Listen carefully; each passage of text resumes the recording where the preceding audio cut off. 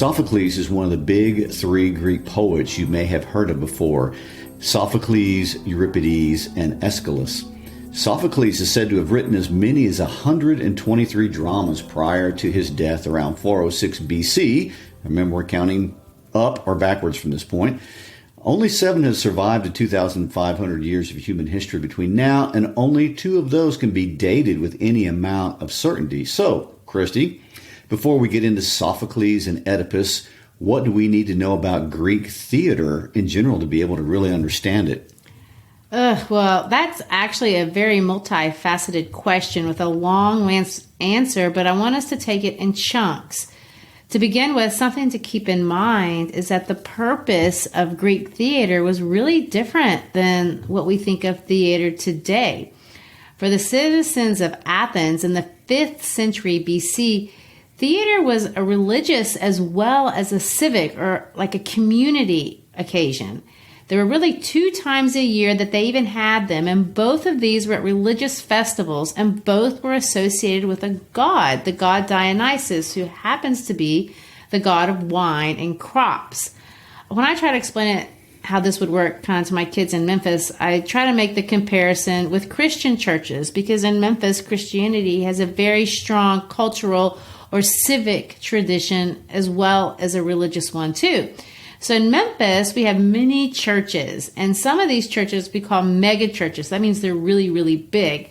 And there's one that stands out in the middle of town. Its name is Bellevue, and it has upward of 10,000 members. And one of the things that they do every year, and has been something that's been in our community for quite some time, is they put on these pageants, one at Christmas and one at Easter. And they will hold these things for a couple of weeks, and people from all around will come to congregate and to see these kind of works of art. And they're full of people singing. They have fireworks, orchestras. It's a huge deal. We talked a little bit about this in the Christmas edition. So in some sense, I think you need to think of these theater events in that sense, where communities come together in something of a religious kind of a way, except you do have to remember that the religions are not the same. Well, I would have to say that there is some significant difference. Dionysius being the god of wine, there's no doubt that there was a different feel than a Christian service or mass. There was a lot of drunkenness, and the atmosphere was far from what today we would consider reverent. Well, that's true. But there's another parallel with religious cantatas as we know them today. Sophocles, or really any of the major classical Greek writers, saw the purpose of the plays as being somewhat instructional. Now, their type of moral instruction doesn't parallel a code of ethics, like this is wrong and this is right, in the same way that maybe you would think of today, but it is ethical and moral in a philosophical sense. So these plays are instructional. Sophocles is a teacher on stage, and he's trying to instruct fellow men to think and act in a way that will put them in line with the rules of the universe, so that perhaps they can have some shot at improving themselves, their fates. And in this sense, some of the ideas that he talks about are ideas that have turned out to be timeless, and they've been explored. We don't have the answers to the questions that he's asking literally 2,000 years later. He looks deeply at the correct attitude and concept of family relationships. This is specifically true in Antigone, but he also really delves into this idea of our ability to control our own future and our ability to see and forecast future consequences. Sophocles really believed that man was capable of reaching any human goal that he set for himself, but in order to achieve great things, you had to use your brain and you had to steer your emotions in a constructive way. And there's so much about the structure of his writing that still shows up in plays today. So we're talking about ideas that have stood the test of 2,500 years. So There was something of human spirit that was really directly addressed by him. Yeah, and that's nice. Yeah, well, that's part of what goes into the canon, as we have discussed before. There's something about human nature that comes up time and time again. But anyway, I think we're getting a little ahead of ourselves in talking about themes. So let's go back to the basics. Let's just say I'm a tourist and I show up in Greece during March at the Great Dionysia, the 3-day citywide celebration. What would I see? Well, you would definitely know that you'd showed up at a special occasion. First of all, Athens would be jam full of people from every social class because it didn't matter. You could be rich, you could be poor. If you could afford the admission, you paid. If you couldn't afford it, you didn't. If you were a citizen, you had the right to be there, and they would find a way to let you in. It was a big, big deal. Each day at dawn, a different author would present a trilogy. Now, think about how long this was going on. A trilogy. As in 3. Yes, of tragic plays. There would be 3 interrelated dramas. And after the dramas, they would have what they called a satyr play. Now, a satyr is actually a mythical creature that's half man and half goat. And these would be some obscene, short parodies about a satyr doing something or other. After all this, a different writer, not the writer that had written the 3 tragedies and the satyr, would present a comedy. And then you would do this for 3 days in a row. And this was an actual competition. At the end of the 3 days, they'd have this panel of 5 judges. They would announce which one was the best. A lot of times they'd make their decision based on the reaction of the crowd. So if your piece was really popular and was getting, and these are very like active, noisy, rambunctious events. So you could probably tell which ones were the most popular. But if you won first prize, not only did you get a crown made of ivy, which of course that would be gone in a couple of days, but you'd get a substantial cash prize.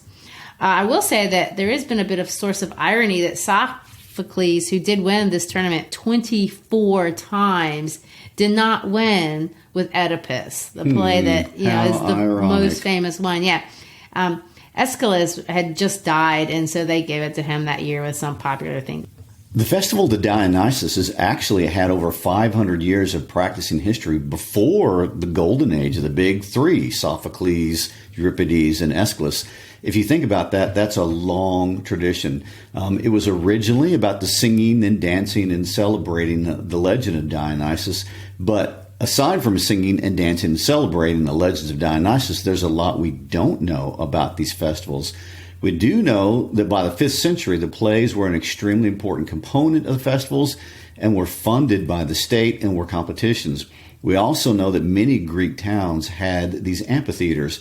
And if you go to the How to Love Lit Instagram page, back to the promo on Julius Caesar, you'll see Christy and her brother in Italy where they have these 2 horsing around in one of those theaters. Well, that's true. And the theaters themselves are just very cool. And I didn't know until I got out in the world a little bit that they're in other places besides Greece. They have them all over the Middle East. There's even one that I know of in Cairo, and there's one in Spain, and I'm sure there's lots of them all over the ancient world. They're mostly carved in hills with rising rows of seats, and they can hold, some of them, 14,000, 17,000 people would fit in there. Well, at the bottom, so the people would be in the top, in the hill part, and at the bottom would be what they would call the orchestra or the dancing place, and that's where the chorus lined up. Then behind the chorus, they would have this backdrop. They called it a skene, which was, I guess you would think of it as the set. And that was where the actors, it was a set, but it also was kind of enclosed. The actors could go in there and change if they needed to. And it was in front of this where the actors actually performed. Of course, for hundreds of years, like you said, it was just singing and dancing in circles, kind of like you see in a lot of ancient cultures. But then it changed when a guy named Thespis introduced the idea of the actor. The actor. Henceforth, all actors are now called thespians. You're right. The playwright Aeschylus, though, thought of the idea of adding the second actor. Oh my. But then Sophocles, none other than our own, He said, if not 2, why not 3? And thus theater is born. And there are going to be some plays where they put hundreds on stage. There's just no end to it now. None. Well, if you say it like that, it seems like that shouldn't have taken much thought. So why so long to invent that concept? But that is the basis of the present. Actually, I can see how adding a second and then a third player on the stage really changes the dynamics or nature of the presentation completely. You're right. It changed everything. So instead of the show being primarily about the chorus or the singing and dancing, now the show is about the relationship between characters, about dialogue, conflict, things that we would consider more like what we think of a play actually being. The role of the chorus changed. And so instead of, just singing praise and worship songs, it became a lot about seeing background information like we see in Oedipus, or sometimes they act as townspeople, or they give information about what we're supposed to think about the different characters. And then, of course, they still sing praises to the gods. That's always going to be in there. Well, as a musician, the first thing that comes to my mind is the logistics of how a performer could possibly connect with a crowd of 15,000 people without microphones and speakers. You're right. And that is the biggest challenge. And helping people hear, that's a big deal. Well, first of all, they would hire people, and it was a really big deal if you could project your voice. And there weren't very many people.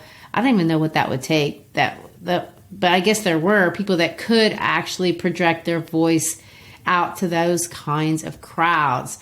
And when they found them, they identified them and kept them around. They're well paid. And Sophocles actually wrote parts with specific people in mind that could do the parts that he wanted them to do. But also, if you go to a Greek play now, one of the things that you'll notice, and to me it looks kind of strange and unfamiliar, are the masks. And that Greek mask is what you see on a lot of curtains. It's kind of become the symbol for theater. But these masks would be so that this same person who could project his voice could play more than one role. The mask would be fairly generic, like an old man or a young man. I think Oedipus had to have his own because, the whole stabbing out of his eyes problem. But in general, the masks tended to be large and they would fit over their entire heads. I saw that show, The Masked Singer. I think they were a little bit between a mask and what those people wear is kind of what they look like. But inside them, they would have these fitted mouthpieces that are said to have helped people project their voices. I don't know what that means, like a megaphone type thing. I can't, it's difficult to understand the technology, but obviously it worked. They would also wear really elaborate costumes, and some scholars say they wear platform shoes. Other scholars say no way do they wear platform shoes. But anyway, in my mind, think of it more like kabuki theater than Broadway theater. And I mean, really, to be able to kind of visualize the spectacle that it was definitely going to be. So if I'm in the theater sitting there with 15,000 of my closest friends, a choir comes out, sings a song, and then a few guys come out. I mean, are the plays divided like they are acts in Shakespeare? In some sense, yeah, they kind of are. They are divided, and in some editions, you will still see, the books will kind of mark up these divisions, but not always. There is a pattern, though, no matter what edition you're reading. And by the way, you'll recognize several of the terms, or at least the cognates of the terms of this pattern. So this is how it's going to go. First, you're going to have the prologue. Does that word sound familiar? Sounds like the beginning. Yes, and this is basically what we would call the exposition if you're going all Freytag triangle. Then the chorus comes out, and we have what they call the parados. So this will give us the point of view. It's going to tell us what we should be thinking about what we're getting ready to see. Then you're going to have episodias, and I'm probably not pronouncing these properly, but the English word is episodes, and that should sound familiar. So you're going to have a series of episodes. The characters will come out, and they'll have debates, and we'll see the different conflicts. And between each episode, we'll have one episode. Then the chorus will come out again, and they'll do a number. They're called the stasimond, but then think of them as kind of like musical interludes. And this is, to me, what makes it look like a Christmas cantata. So you'll have a little bit of talking, then you'll have a singing, and the singing will interpret praises to God. Then we'll tell you what you're supposed to be thinking about the episode. And then they'll go back and we'll have another episode. Then the chorus will respond to whatever happened in that episode. And then the last scene is called the Exodus, and that's when we'll have a resolution. Everyone will leave. So, bottom line, talking, singing, all the way through. Okay. I can follow that format. Oh, and one more thing. Before we move on to the actual plays themselves, I use the word scene, but I want to make sure that you understand there's probably never going to be a change of setting. The settings of these are really mostly in one spot. So there would be things that would happen, but lots of times they'll be off stage, and then a messenger will come in, and the messenger will tell what happened, and we'll see the reaction from the people on stage to the action that has happened that we weren't able to see because they don't have things like changing of sets. All right, that was probably a lot of detail. Hopefully you found it interesting, but if you're reading this play, you need to kind of know what you should be seeing in your mind's eye, or to me, it just gets really, really boring. All right, I think that's it for a theater instruction for the moment. I don't want to wear you out too much. I do want us to talk about eventually what is a tragedy, what is a tragic flaw, and all those things that are specific to Greek tragedy. But let's get into the stories specifically, just because like Shakespeare, or maybe Shakespeare, just like Sophocles, neither one of them wrote their own stories. These were always going to be well-known narratives. Sophocles is retelling myths, and these myths were already known by every single person that would be attending the play. We're going to actually tackle the two most popular plays today by Oedipus, Oedipus King, or Oedipus Rex, as I like to say, and then Antigone. We're going to do Oedipus this week and the next week, and then we'll finish, we'll roll right into Antigone, and then do that. That'll probably take us another episode and a half or two. There is one more play that goes along with this trilogy called Oedipus at Colonus. It was actually performed only after Sophocles had died. And this third one, Oedipus is old, and he's blindly been wandering for years in exile. And it's really beautiful, and some consider it better than the other two, but it's definitely not as famous. So you'll have to catch that one on your own, because we're just not going to have time to cover it here. But hopefully we can get these two covered in these episodes. They're short, at least for a play. All right, the story of Oedipus, that's the one we're going to talk about today. Recognized as one of the greatest of all the surviving Greek tragedies by those who get to decide those things. Right. Not me. No, we weren't asked our opinion. No. It definitely has intrigued lots of thinkers for centuries, and perhaps no one more notably than the beloved Sigmund Freud, father of psychodynamic psychology, yes. One of my faves. Everyone discusses what, in fact, does this story mean. Oedipus is so interesting. He's intelligent, he's confident, he's rash, but he doesn't seem to deserve all that he gets in the end. It somehow reminds us that greatness may or may not be what it appears to be, and that power and limitations will complicate relationships. Of course, the plot itself is so extreme, we can't identify with this situation, and in some sense that makes it safe for us to even talk about it. Well, I agree. And one difference between then and now, that since the story was familiar back then, all the actor had to do was say Oedipus, and everyone already knew exactly what he was talking about. They knew the myth. They knew what had happened before the events on stage. They knew what was going to happen on stage, which, by the way, does make Oedipus a really unusual play, even, I think, for Greek plays, really. All the important things that are going to happen in the story of Oedipus actually happen before the play starts. So think of it like this. If we were going to plot this plot or chart this plot on Freytag's plot triangle, the climax of the story happened before the story begins, or before the play begins. The protagonist has already done that from which he can no longer return. What this play is about is just the consequences the fallout. But even this, the Greeks already knew. They just wanted to sit back and see how Sophocles was going to present it. So, since most of our listeners are not Greek, although we do have a few, thank you, dear Greek friends, Gary, read to us this most famous Greek myth as just tell the myth. Okay. Sounds good, and I'm going to do exactly that. I'm going to read it. There are obviously many versions, but I'm going to read a version written by the now deceased, revered, and actually beloved classical scholar Bernard Knox. All right. His words.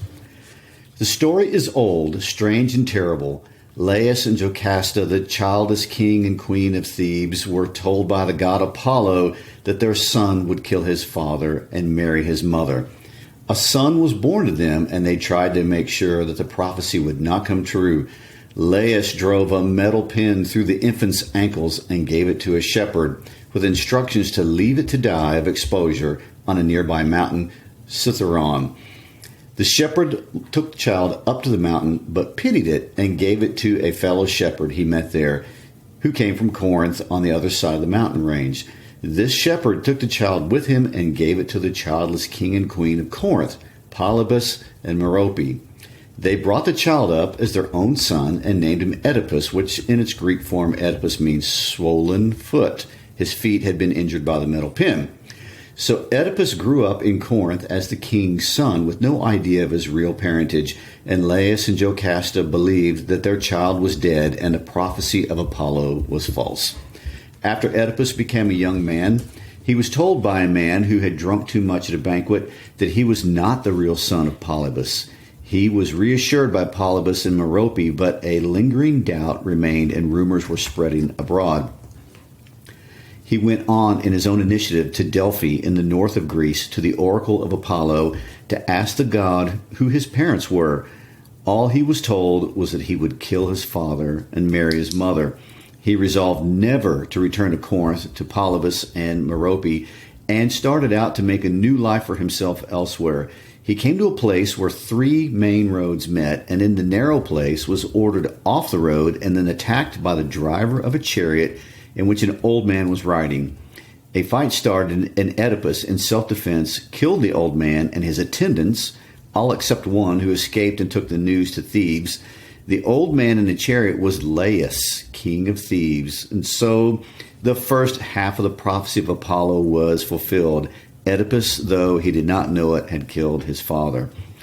Oedipus continued on his way and came to Thebes. He found the city in distress. A monster, the Sphinx, part bird, part lion, part woman, was killing the young men of Thebes and refused to go away until someone answered her riddle. Many had tried, but all failed and met their death.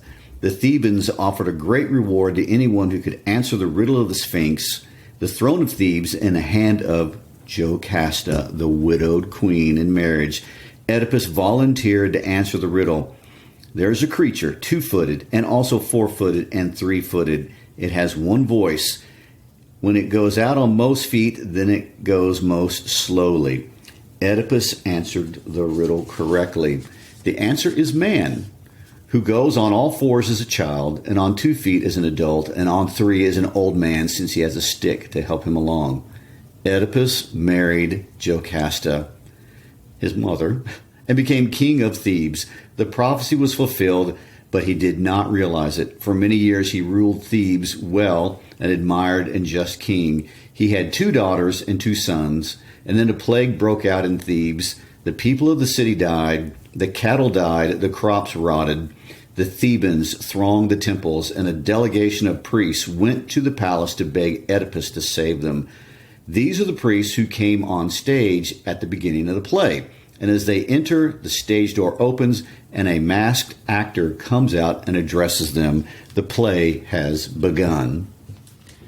Well, there's a lot in that story. I mean, there's a lot in that story before you even get to the play.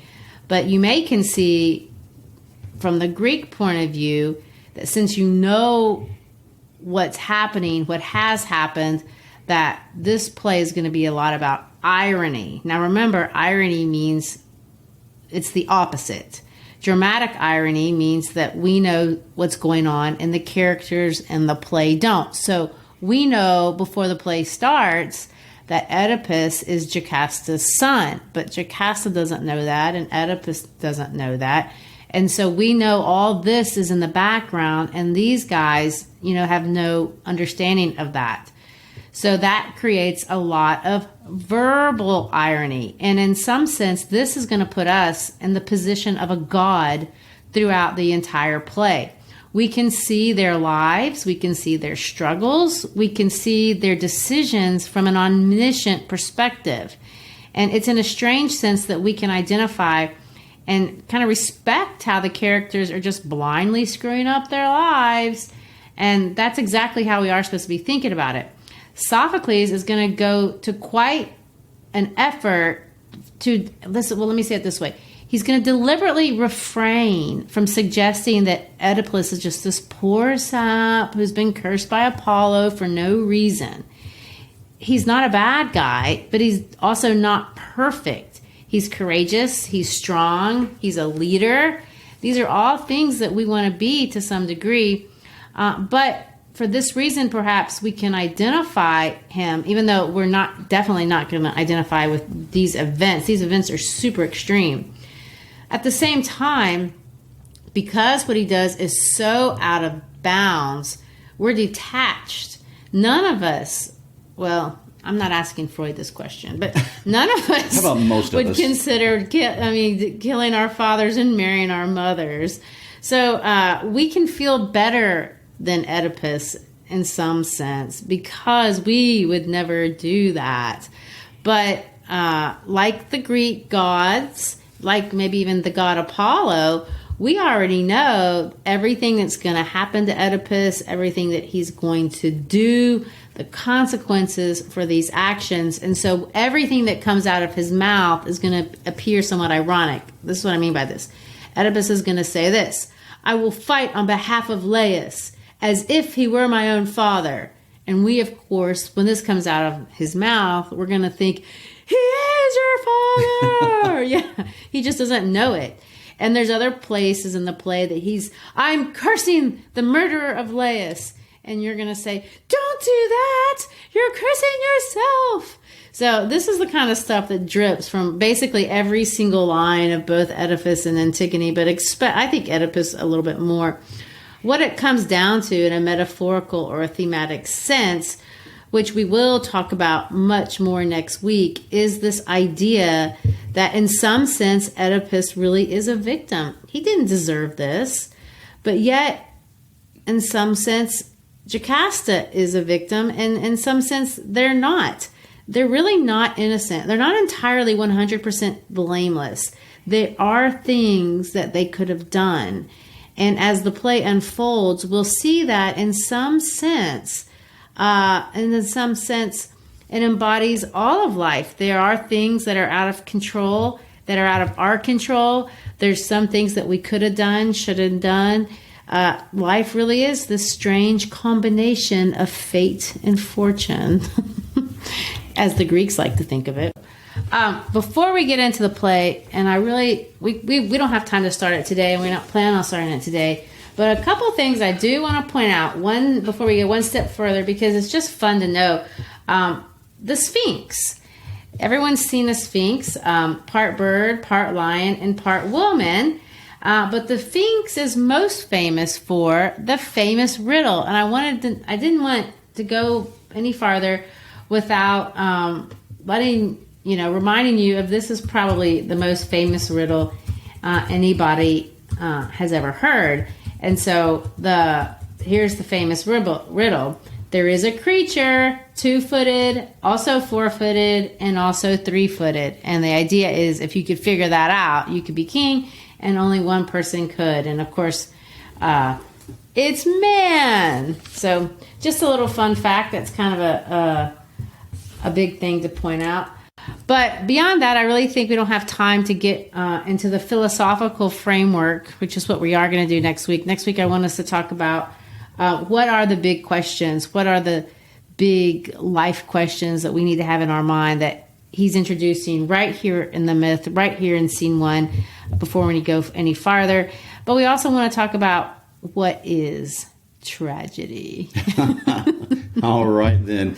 Well, next week we will jump into the deep, deep waters of the philosophical words of Sophocles. Thanks for being with us today. Check us out on our Facebook page, our Instagram page, our howtolovelitpodcast.com page. Most importantly, share our podcast with your friends. We are currently being followed in over 60 countries around the world, and we would like more people to come on board. Send the picture and peace out.